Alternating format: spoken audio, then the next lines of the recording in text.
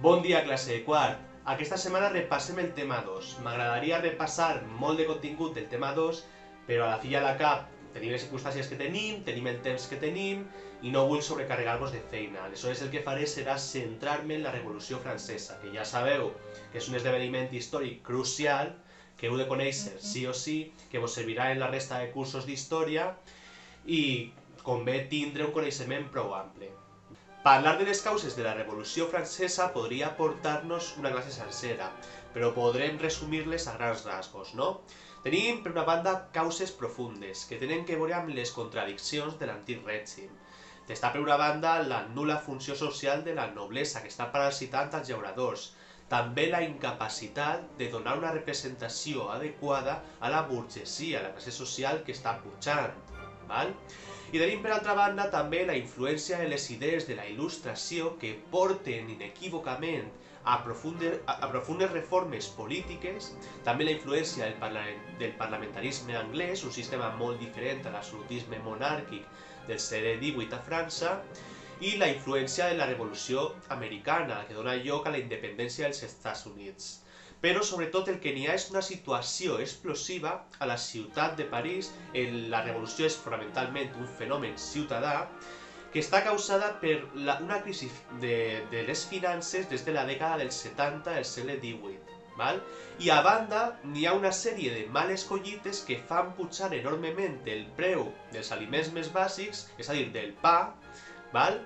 I que fan que la massa urbana, les capes urbanes més empobrides o amb més risc d'empobrir-se, els sans culot, donen suport inequívocament a la revolució i siguen ells els que impulsen les principals accions revolucionàries. Ja sabeu que l'any que s'inicia la Revolució Francesa és el 1789, un any fàcil de recordar. Què va passar al 1789, l'any que es transita de l'edat moderna a l'edat contemporània? Val. A França n'hi ha una reunió a Versalles dels Estats Generals, la institució política més important de l'antic règim, amb el rei.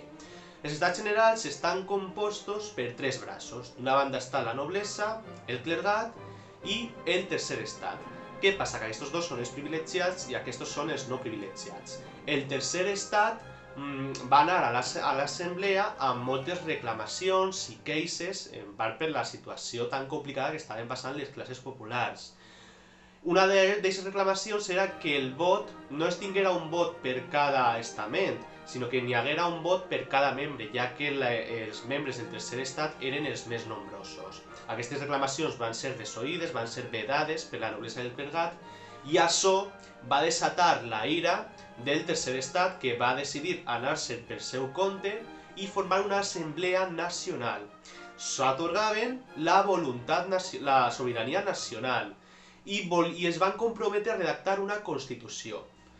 Lo verdaderament important és que això va ser escoltat per les classes populars, per masses populars, va tindre una resposta, es van alinear amb l'Assemblea Nacional i van prendre la presó de la Bastilla, el símbol màxim de l'autoritarisme reial. Val? A banda, al camp, van haver-hi una sèrie d'esclats revolucionaris o revoltes. Van anar cremant les cases, les residències dels nobles. Això és un fenomen que havia ocorregut des del final de l'edat mitjana, que s'anomenen jacqueries, que són revoltes de camperols contra la noblesa, però que va adquirir molta rellevància. Val? Resposta en les ciutats i en el camp. La situació va ser tan perillosa, es va veure tan complicada, que el monarca Lluís XVI es va comprometre, va acceptar l'Assemblea Nacional, es va comprometre a transformar França en una monarquia constitucional com Anglaterra i es va comprometre també a l'abolició de l'antic règim, al trànsit de l'antic règim a un nou sistema. Els condicionants previs a la revolució, dels quals hem parlat abans, sumats a les pròpies circumstàncies de la revolució, que la revolució va provocar, com la guerra amb altres estats europeus, com el terror revolucionari, com les tensions entre les diferents classes socials, van provocar una polarització ideològica de la societat. Què vol dir aquesta paraula tan complicat? Polarització, penseu que n'hi ha un centre i n'hi ha uns pols, no? En la majoria en circumstàncies normals, diguem, la majoria de les persones ideològicament es situen al centre, centre dreta, centre esquerra, centre polític, i als extrems n'hi ha poca gent. Quan una situació de tanta densitat social com aquesta es complica tant, resulta que el centre va quedant-se buit, n'hi ha moltes persones que van abandonant el centre i van transitant cap a les posicions més extremes. Això el que provoca és que es passe de la negociació, dels acords, de les posicions intermitges, a la confrontació. Val? I veurem com la societat francesa estarà confrontada, dividida en diferents grups, durant la Revolució Francesa. No vol dir això que els grups siguin inamovibles i que no canvien de posició ideològica, perquè sí que ocorrerà, i que n'hi ha grups que tenen el poder en determinats moments i que el perden, també ocorrerà, val? Però tingueu present això, és molt més difícil la negociació i els acords. Podem dir que durant la Revolució Francesa n'hi haurà dos extrems. Per una banda estan els partidaris de l'antic règim, que volen la repressió total de la revolució i tornar, que no n'hi hagi cap canvi, s'identifiquen fàcilment amb l'alta noblesa i el clergat, especialment els membres més reaccionaris d'aquests dos estaments privilegiats, i per altra banda estan els jacobins, que són els que volen profundes reformes socials, una intervenció estatal profunda en l'economia per tal de pal·liar o d'eliminar les desigualtats socials i d'acabar amb la pobresa, i que no estan en contra o no estaran en contra en el futur en la utilització de la violència per tal d'acabar amb els enemics de la revolució. A la primera fase de la Revolució Francesa tindrà el poder una burgesia reformista o una burgesia moderada, que utilitzarà al seu torn la força de les masses populars per a fer pressió dins de la ciutat, per a que les reformes que ells implanten tinguen èxit. Anem a la primera fase de la revolució, la monarquia constitucional, entre 1789 i 1792. Aquesta fase és crucial, perquè s'implanten les reformes que acabaran des del punt de vista polític i jurídic amb l'antic règim. S'eliminen els censos, els delmes i tots aquests privilegis que els llauradors i altres classes socials havien de pagar al clergat i a la noblesa. Tots són iguals davant la llei, tots han de pagar impostos i els mateixos impostos.